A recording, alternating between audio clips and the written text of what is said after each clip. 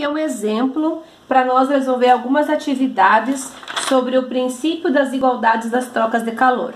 O exemplo, então, é essa folhinha aqui que diz uma xícara de 50 gramas.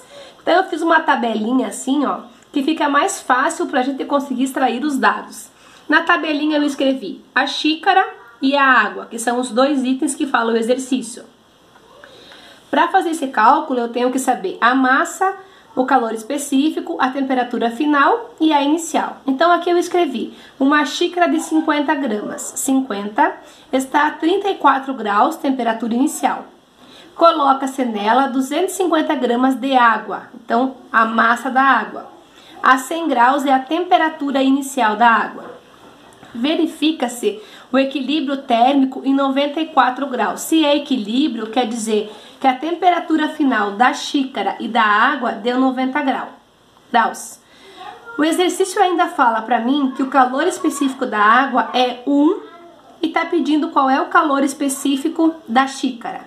Para mim poder calcular isso, eu tenho que pensar assim, que a quantidade de calor da xícara mais a quantidade de calor da água tem que dar zero.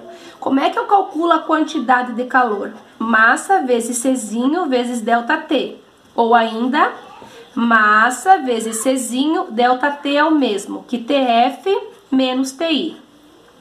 Da forma que eu organizei a tabela aqui, eu posso pensar assim, massa vezes Czinho, temperatura final menos inicial, pensando na xícara, mais massa vezes o Czinho, vezes temperatura final menos a inicial da água, tudo isso é igual a zero. Agora basta substituir os valores que estão aqui na tabelinha. Por exemplo, da xícara, massa 50, Czinho eu não sei, vou deixar a letra. Aqui no TF eu boto 94 menos 34, mais massa da água 250, o C é 1, temperatura final 100 menos, aqui a prof errou, aqui é 94 menos 100, já está em ordem aqui. Isso tudo é igual a zero. Então, aqui eu tenho 50C, esse parênteses dá 60, mais 250, e esse parênteses me dá menos 6. Tudo isso é igual a zero. Aqui eu tenho 50 vezes 60, 3000C, mais 250 vezes 6, 1.500, que é igual a zero. Na verdade, esse 1.500 é negativo.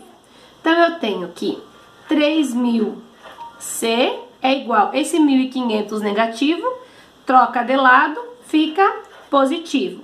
Se eu cortar alguns zeros aqui, eu vou ter que C é igual a 15 dividido por 30.